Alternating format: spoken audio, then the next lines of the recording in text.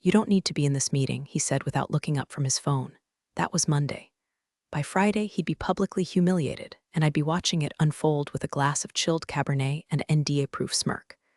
But back to Monday. My name wasn't on the slides. Again. We were demoing a thermal-efficient chipset I designed, every line of logic, every architecture mod, every watt shaved for the planet. And there he was, Brian with a Y, swiping through my months of work like he invented silicon. I sat there in that glass coffin of a conference room, fluorescent light humming above, waiting for the inevitable. And sure enough, when the slide with the schematic loaded my schematic, he said, "This is something we developed internally. The team's been making great strides under my leadership." Not we, Brian, me. I didn't correct him. I never did. That was the game. I built the brains. He collected the credit. That was the unspoken arrangement between women who invent and men who hover. But don't mistake my silence for submission. In that moment, I took note of every nodding head, every sycophantic chuckle, every director too lazy to check who authored the commits in Git. They were the same heads that turned away when I asked for a raise last quarter. The same mouths that said, "It's not the right time," approving a six-figure budget for Brian's branding photo shoot where he posed next to a whiteboard filled with equations I wrote. 12 years. That's how long I gave this company. 12 years of late nights, cold coffee and solder burns, of missing birthdays to debug prototype boards, of quietly fixing the CTO's code behind his back to prevent a product recall. I had my rituals, early in, late out. Black coffee in the chipped mug with the Van Gogh quote. Always wore my headphones in the elevator, not for music, but to avoid being roped into small talk about crypto or CrossFit. My office was a corner alcove I converted into a war room, whiteboards crammed with circuit flows, sticky notes like confetti, and a single locked drawer that nobody knew about. That drawer held a black folder, and that folder held the only reason I hadn't walked out years ago. Clause 14, buried deep in the ink of my original contract, authored by my father, rest his shark-like soul, was a single clause no one had read since onboarding. It stated in plain and forcible legalese that any and all patents filed under my name, regardless of whether they were developed during company time or on company premises, were my property. Not licensed, not shared, not company IP, mine. But I never used it, never needed to, till the day Brian smirked across a Zoom call and fired me like I was yesterday's firmware. That day wasn't here yet. Today was still filled with the slow grind of erasure.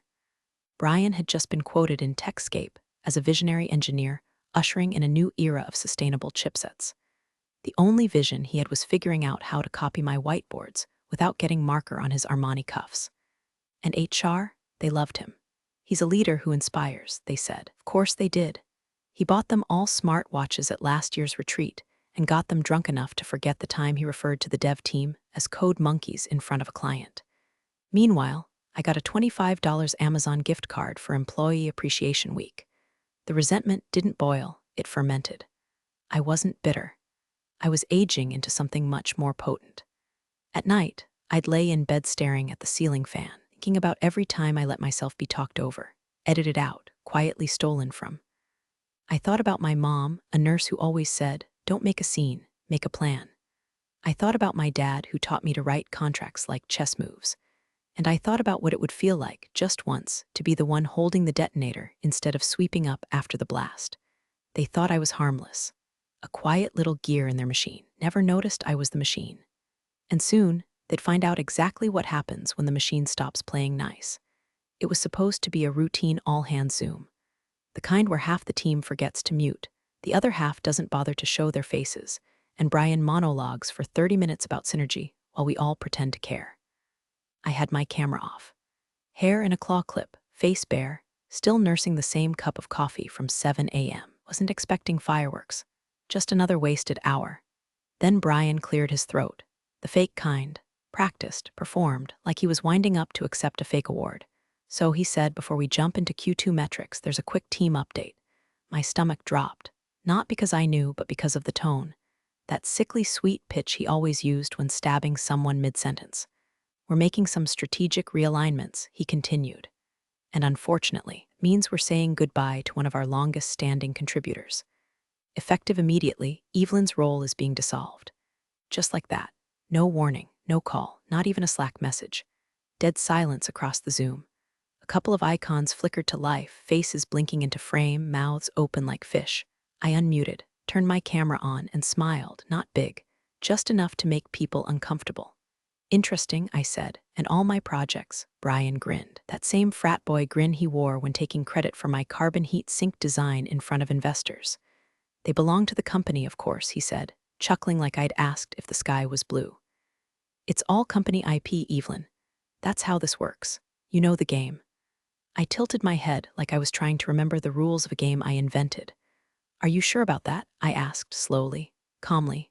Brian blinked, just once. Microsecond flinch that tells you someone heard the trapdoor creak beneath them. Anyway, he said, waving it off, you'll be getting your offboarding package from HR. No need to drag this out. Let's keep things professional. The man just gutted me on a public call in front of the entire product team, and he wanted professional. I didn't blink, didn't flinch, didn't flail. I clicked leave meeting. And then I opened the drawer, the one under the whiteboard, one no one asked about. The one with the fingerprint scanner tucked behind a stack of decoy notebooks. Inside was the folder, matte black, no label, just a silver clasp and 12 years of leverage. I set it on my desk, took a breath. Then I double-clicked the file named Clause 14 Patent Ownership PDF and watched as it bloomed across my screen like a legal orchid ready to sting. I hadn't looked at it in years. I hadn't needed to. But there it was, dry, old, ironclad. All patents, inventions, or technical property registered under the employee's legal name shall remain the sole property of the employee, including any intellectual property arising during their tenure with the company, except where explicitly reassigned by separate, signed agreement. No such reassignment existed. Brian had never bothered. He thought I was just another cog in the wheel. What he didn't realize, what he never realized, that I'd built the wheel, filed the designs under my name, watched the company expand, accelerate, automate, all on the back of my registered intellectual property. And now he thought he'd fired me. He didn't fire me. He lit a match next to a powder keg. I spent the next hour copying files, patent numbers, filing dates, corresponding code, screenshots, logs. A paper trail so detailed it would make a forensic accountant weep. I sent a single email, one line, one attachment, to a contact I hadn't used in years. Subject line, ready to talk, attachment, Clause 14 Patent Ownership PDF. The reply came within minutes. Absolutely, let's make them regret this. The rage didn't come in hot, it arrived cold. Precise. A glacial fury shaped into blades. They thought they erased me, but they just triggered the most expensive lesson they'd ever learn. I walked into the office the next morning like I'd forgotten I'd been executed in public. No scene, no boxes, no dramatic confrontation in the lobby. I wore the same black turtleneck and jeans I always wore when I was building something dangerous. I nodded at Dave from DevOps. He gave me a confused half-smile, like he couldn't figure out if he missed a Slack memo or if I was the ghost of corporate Christmas past. My badge still worked. HR always moved slower than the damage they helped cause. My desk was untouched, of course it was. Brian never liked mess. He probably thought I'd storm out with my cactus and laptop like a reality TV meltdown. Instead, I sat down, plugged in my backup drive, and got to work. Quietly, methodically, one folder after another. Code snapshots, lab notes, time-stamped proof, even video walkthroughs where I explained design logic to the interns, because Brian didn't speak nerd. He'd thank me for those, called them great morale tools. Now they were exhibit A through Z. HR's Raptor Pumps, Cassandra, approached around 10:13 with a too-tight smile and a branded tote bag. "We've packed your things," she said, setting the tote on my desk like a bomb made of broken coffee mugs and unused wellness vouchers. "It's ready to deactivate your credentials by noon. We appreciate your cooperation during this transition." I looked at her like she'd complimented my shampoo while stealing my identity. I nodded. "Thanks, Cassandra. You always had a talent for empathy." She didn't even register the sarcasm. Just checked a box on her clipboard and strutted away, probably off to schedule another toxic positivity seminar. My coworkers avoided eye contact. Few offered quiet nods. Only Marcus, junior engineer, anime t-shirt guy, whispered, "This is bullshit," as he handed me the charging cable I'd lent him 3 weeks ago. I smiled at him. "Keep it," I said. "It might come in handy soon." By 11:30, I walked out. No ceremony, no security escort, just the whoosh of the glass doors and the faint echo of Cassandra's heels chasing some other disaster. I got in my car, perfectly average silver sedan that housed more secrets than the company's entire R&D budget. Drove 2 exits down, pulled into the parking lot of Panera, and opened my laptop. VPN on, encrypted drive mounted. I clicked on the contact saved under Black Knight. It rang once. Then, Evelyn. The voice was unmistakable, warm, curious, and laced with the razor-wire confidence of someone who knew exactly how sharp the law could be when wielded correctly. "Hey, Olivia," I said. She exhaled a short laugh. "I was wondering when I'd hear from you." Olivia Chavez, former mentee of my father, current IP assassin.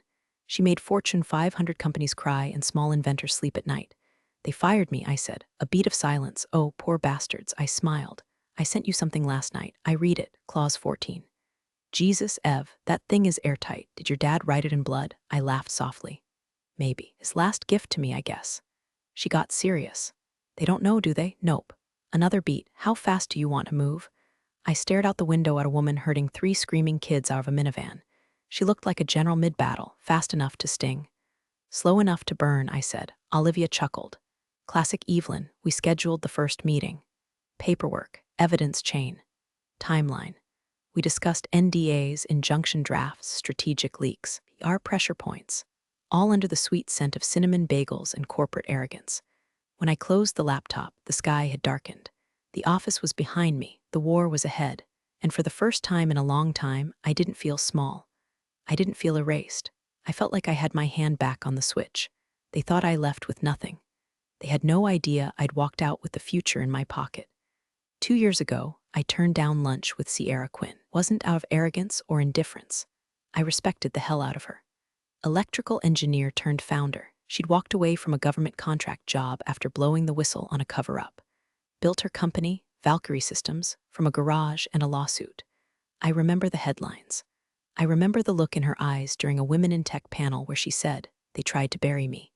They didn't realize I was the damn seed." Sierra had reached out back then, personally, said she liked my work.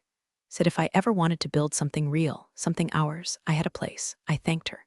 Told her I was loyal to my team. I was stupid. Loyalty only matters if the people above you know how to spell it. So this time I made the call. Her assistant answered on the second ring and put me through with no hesitation. Sierra's voice came through like a warm blade. "You ready now?" I didn't even blink. "I've got something you'll want to see." He didn't ask questions. Just sent a calendar link with a one-word subject. "Come." Valkyrie's HQ wasn't some steel glass tower with parking validation and performative yoga rooms. It was an old refurbished textile mill outside Boston, all exposed brick and humming machinery, solar panels blooming on the roof like tech flowers. There were no receptionists with headsets or espresso machines with oat milk settings. Just a keypad, a dog curled under a desk, the sound of work actually happening. Sierra met me in person. No entourage, no PR smile. Black boots, silver streak in her locks, and eyes like she'd already anticipated 5 moves ahead. "Evelyn," she said, "I've been waiting." We shook hands, firm, no posturing. She led me upstairs to a conference room that still smelled like sawdust and ozone. "I'm guessing this isn't a social call." "No," I said, unzipping my laptop case. "It's an opportunity." I didn't waste time. Dragged the folder from my drive onto the screen. The files opened like a hand of cards dealt in silence. Patent 12 to 3084, Thermal Matrix Routing System. Patent 13 to 7612, Ultra-Low Voltage Capacitive Failsafe. Patent 14 to 0021, Biometric Heatsink Calibration for Microservers. 32 patents, all active, all under my name. All filed while at Lucid Wave, all legally mine. She didn't speak at first, just leaned in, scanning line items like a jeweler weighing diamonds. Clause 14, I said, was my father's masterpiece. The board never read it. HR never questioned it. They thought I was a nice girl who just liked building toys in a corner. Now they're trying to commercialize a product line where every component is wired through my name. Sierra sat back. Her face didn't change, but something lit behind her eyes. Spark, maybe, or the slow ignition of a jet engine. "You want war?" I took a breath. "No, I want evolution. But if war gets us there, so be it," she smiled. "God, I wish I had hired you when I had the chance." "I wasn't ready then," I said. "I thought I owed them something." She nodded. "We all did, until we realized they were writing our obituaries in real time." She turned her laptop toward me. Let me show you something. A prototype. Sleek. Elegant. A heat routing system was embedded in the schematic, powering a modular AI sensor that could revolutionize autonomous delivery. The kind of thing I wanted to build at Lucid Wave, until Brian said, there's no market for that. Stick to optimization. I stared at the design, at what could be. I've got funding, Sierra said. I've got infrastructure. What I need now is someone who understands how to build the future, on her own terms. Rage that had been simmering in me didn't boil this time. It focused. I looked at her. I don't want to rebuild what they took. I want to build what they were too blind to see. Sierra stood, extended her hand again. Then let's show them what happens when women keep the blueprints and burn the bridge behind them. We shook, not as strangers, as architects. By the time I left that building, the bitterness had melted. In its place was something electric. Brian thought he'd won. He didn't know I was already wiring the bomb underneath his ivory tower, with a co-conspirator who owned the matches. It started with a whisper in a Slack channel. Just 3 words, Valkyries making moves. By noon, it had mutated into a full-blown rumor. A massive competitor launch was coming. One with patents so clean, so advanced, could make Lucid Wave's Q4 pipeline look like a sad science fair project built out of leftover Arduino boards and desperation. Nobody mentioned my name. Not yet. But I was the ghost in the server room. The unseen pulse behind every panicked update request. Lucid Wave's open floor plan buzzed louder than its ventilation system. Conversations stopped when managers walked by. Engineers peeked at Brian's calendar, hoping for hints. Of the more paranoid ones even pulled up my old commits, hoping to decipher if anything had been left undone. Brian, he laughed. This is classic startup puffery, he told the board during a Monday sync. Sierra Quinn is all bark. They're probably launching another overpromised drone chassis that can barely detect a wall. He said it confidently. Too confidently. But behind closed doors, he was sweating bullets. How do I know? Because he reactivated my admin login. I got the alert 2 nights later, tucked under a slew of IP pings from Lucid Wave's internal servers. Brian was digging, quietly, desperately. He'd found the trail. I'd left it there, just messy enough to look like oversight. A few access logs, a patent filing date that didn't quite line up, a line of code embedded with a hash linked to a provisional application that didn't exist in the company's name. He was waking up. Too late. That same morning, Olivia finalized the cease and desist notices. Ready to fire when you are, she said over the phone. We can hit them with IP violations, patent misuse, and unauthorized commercial exploitation. And I've got an injunction template ready if they so much as whisper about launch. Do it, I said. Let's make it real. Each envelope had the weight of a tombstone. Addressed to Lucid Wave's legal department, its CEO, its board, Brian personally. Inside, a detailed breakdown of every patent they no longer had rights to use. 32, every single one filed under my name. Every single one backed by documentation, timestamps, and IP logs that made it impossible to spin. The kicker, Clause 14 wasn't just enforceable. It was written to detonate. If they try to fight this in court, Olivia said, we bury them in discovery. The next day, one of my old teammates DM'd me from a burner account. Is it true? About Valkyrie? About you? I didn't reply, just reacted with the little eyes emoji. Let the panic grow. By midweek, Lucid Wave's investors were circling like sharks who smelled blood, but couldn't figure out where it was leaking from. A venture partner dropped out of a funding round. One of their European distributors put a hold on a bulk order pending clarity around supply chain continuity. Translation, they heard something. HR started sending emails with subject lines like just checking in, and we value your input. They always do that when they're trying to see who's ready to jump ship. Brian tried to hold the line. He posted a smug LinkedIn update with a filtered headshot, and the words innovation is a mindset, not a moment. It got 5 likes. And yet, he still didn't know how much he'd lost. He thought he was still ahead. This was just a clever PR stunt, a little startup buzz that would die down like all the rest. But I wasn't bluffing. The legal drafts were printed. The patent list was published to our partner portal.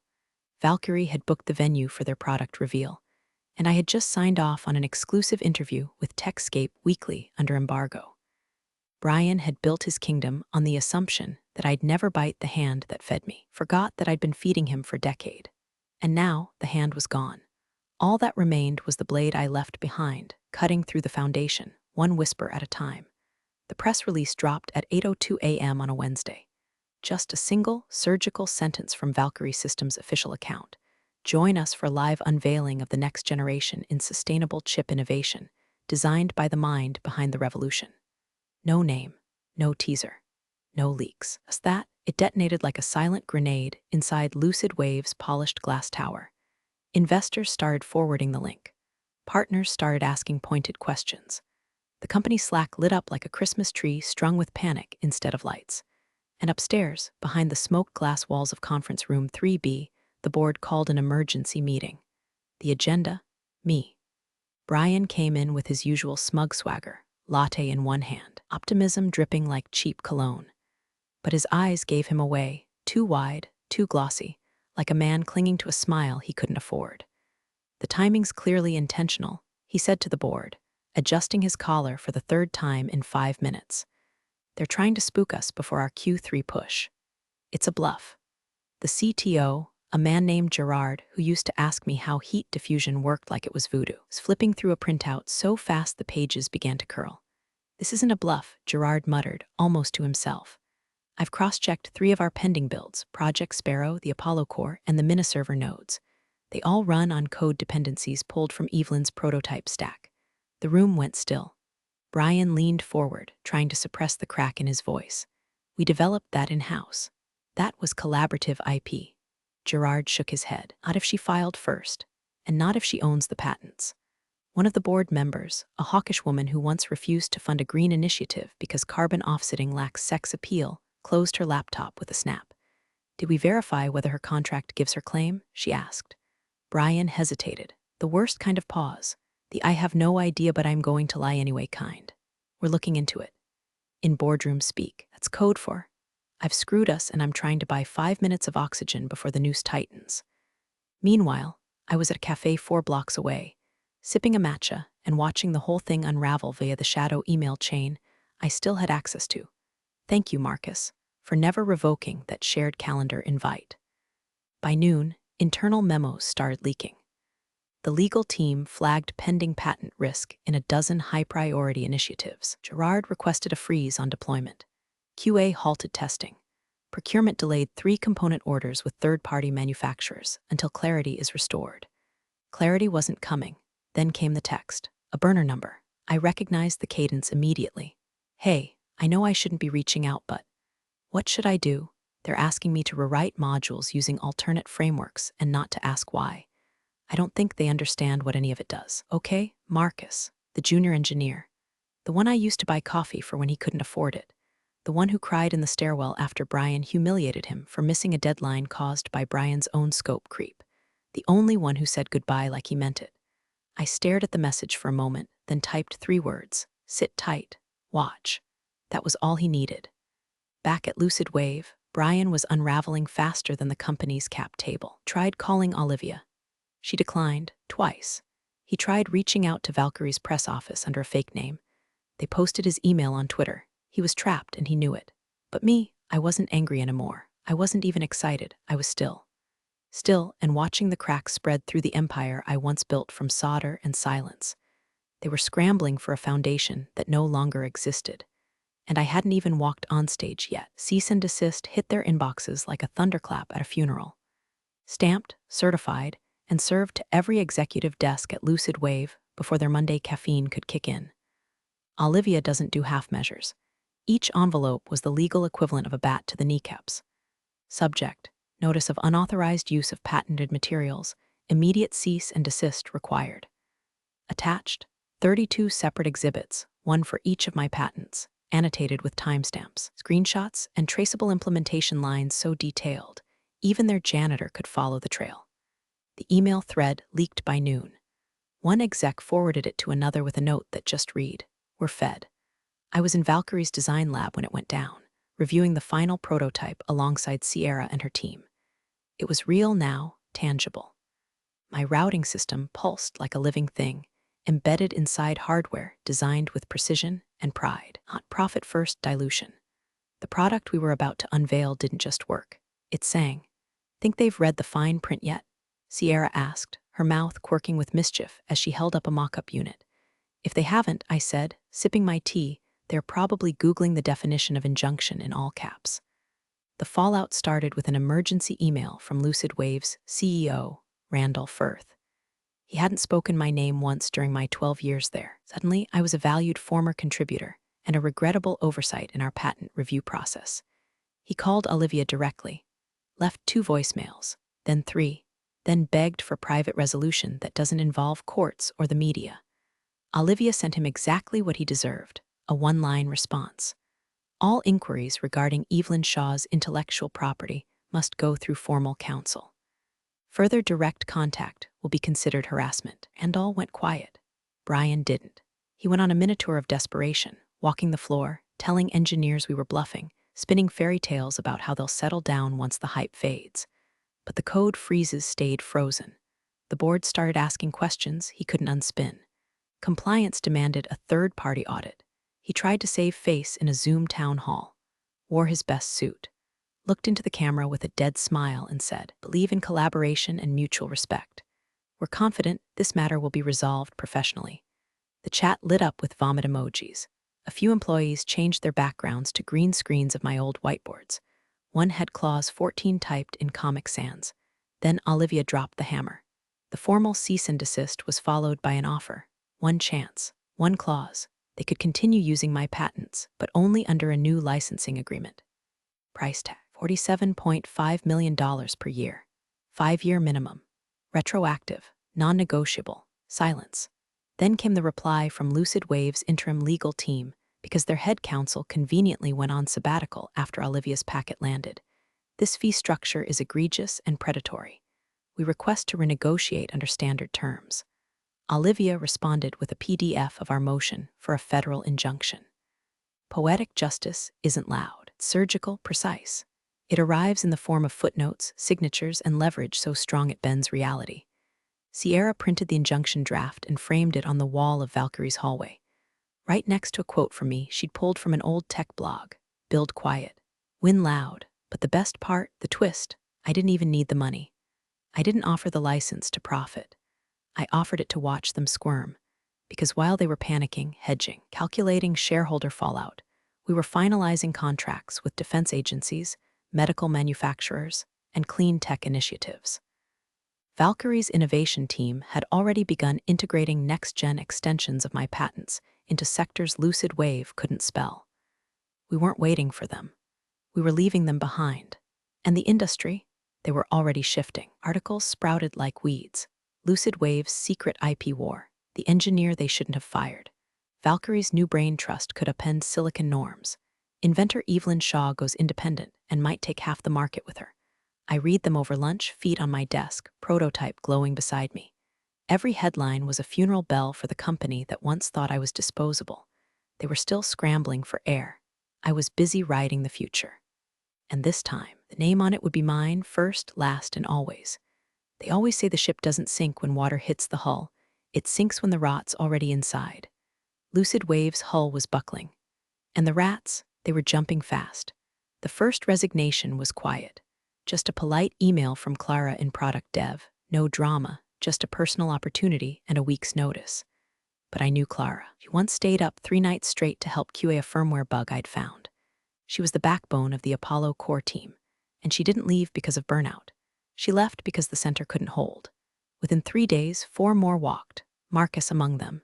His exit memo was a dagger dressed as diplomacy. "I'm grateful for the opportunities here. I just want to work somewhere that values intellectual integrity."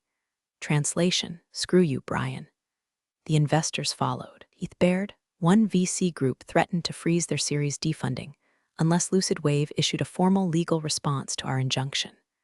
Another began offloading shares, slow enough not to spook the market, but fast enough to make it clear. They were getting out before the whole thing caught fire. But the real show started when HR tried to smear me. They thought they were subtle. A corporate blog post appeared on Lucid Wave's internal network. Title: "Valuing Teams, Not Egos, a Reflection on Collective Innovation." Cute. It included a vague paragraph about how no one engineer builds alone, how certain contributions have been exaggerated by external narratives, and my personal favorite, how Lucid Wave's success lies in synergy, not singularity. They never said my name, but they didn't have to. Sierra read it first and sent me a screenshot with a single caption. "You want to play offense now?" I didn't respond. I didn't need to. Olivia was already sharpening her knife. That same afternoon, Valkyrie's legal team dropped a PDF bomb on Twitter. A 10-page digest of patent filings, employee logs, signed correspondence, and Slack screenshots, complete with timestamps that directly tied every critical innovation at Lucid Wave over the last 4 years to my account. Not collaborative work. Not team input. Mine. Every line, every schematic, every breakthrough. Final page included a copy of Brian's approval email for patent 14-0021, where he wrote, in his own words, "Evelyn's thermal routing model is the cleanest system I've seen in 20 years. Worth its weight in gold." Gold, huh? Funny, because 2 hours later, someone leaked an internal email from Brian to the board dated just last month. It read, "Her patents are basically glorified high school science fair projects. Replace her work in 2 weeks max." And that was it. That was the spark. The press ate it alive. Techscape Weekly ran a front-page piece titled, "Glorified Science Fair Project Now Powering Multi-million-dollar Rival Launch." Fast Circuit called it the most short-sighted dismissal in tech since Kodak snubbed digital. But the real cherry on top, a new banner on Valkyrie's homepage, launching next week, "The Future of Computing." Engineered by Evelyn. My name, front and center. No pseudonym, no caveat, just truth. I walked past a coworking space that evening and saw a group of students watching one of my old TEDx talks on a projector. One of them had paused it to scribble my name on a whiteboard next to innovative heat routing methods. I didn't interrupt, didn't announce myself. I just watched. Not because I needed the recognition. God knows I'd survived without it, because it meant the lie was finally cracking.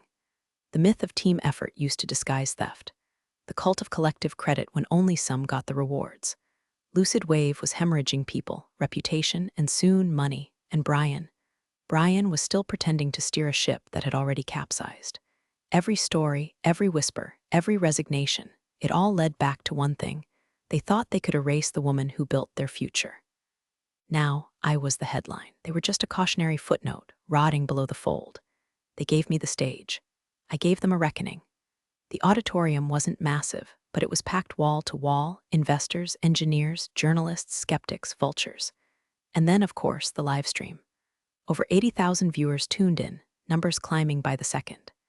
Somewhere in that sea of anonymous watchers, I knew Brian was sweating through his overpriced vest, blinking at the screen like maybe. This was just a very realistic nightmare. The lights dimmed. Sierra walked out first, calm and lethal in her signature boots, flanked by Valkyrie's lead developers and product designers. A short, powerful intro. Then she turned to the crowd and smiled. "Now, to show you the future," she said, "let me introduce the woman who built it." The lights hit me as I stepped into view, and for the first time in my entire career, I didn't shrink. I didn't wait for a cue, didn't wonder if someone else would take credit. I walked straight to the podium, the prototype cradled in a velvet case beside me. A small, quiet piece of hardware, sleek, matte black, no logos yet, but it pulsed with power, the kind you feel in your jaw when lightning's close. I looked into the crowd, then into the camera. "My name is Evelyn Shaw," I said, voice steady. "And this device, this system, is protected by 32 patents. All filed under my name, all drafted by my hand. All buried by a company that thought a woman like me was easy to erase." Murmurs, flashes, clicks of keyboards catching up with history. Each component, I continued, from the thermal matrix to the adaptive failsafe, was once used by Lucid Wave without authorization. Today, we closed that chapter. I held up a packet, legal, bound, embossed. Olivia's masterpiece. "The injunction is live," I said. "As of this morning, the company using these patents will be served. Retroactively, including Lucid Wave." And on cue, God bless Olivia's sense of timing, someone in the back stepped forward in a blazer and lanyard, whispering to the security detail posted at the edge of the room. Whispers turned to gasps. Someone shouted, "They're serving him now, he's here." Brian. Of course the bastard showed up. Probably thought he could talk to someone, spin something, crawl through a side door back into relevance. Instead, a paralegal handed him the thickest envelope I've ever seen. He didn't even try to hide the look on his face, just wide, slack-jawed humiliation under too much hair product and not enough foresight. I didn't address him directly. I didn't need to. The crowd saw. The internet saw. Every tech blog, every VC firm, every ex-employee still nursing a grudge, they all saw. I turned back to the product. This, I said, lifting the device, is a system designed without compromise. No shortcuts, no stolen labor, built with integrity, powered by design and owned legally, contractually, and unapologetically by me. Applause broke like a storm. I stepped to the side, picked up a steel stylus, and leaned over the engraved plaque affixed to the display pedestal. 4 words, invented by the woman you fired. I signed my name, Evelyn Shaw, in cursive, on camera. For every little girl watching who'd ever been told to sit still and let the men handle the hard stuff. Behind me, the screen flickered with patent numbers, glowing like constellations. And under them, a single sentence. The future belongs to its rightful architect. I smiled, not because I'd won, but because I'd finally stopped hiding. You're the real stars of the corporate jungle. Thanks for watching. Hit subscribe, or I'll flick the switch on your old cubicle memories.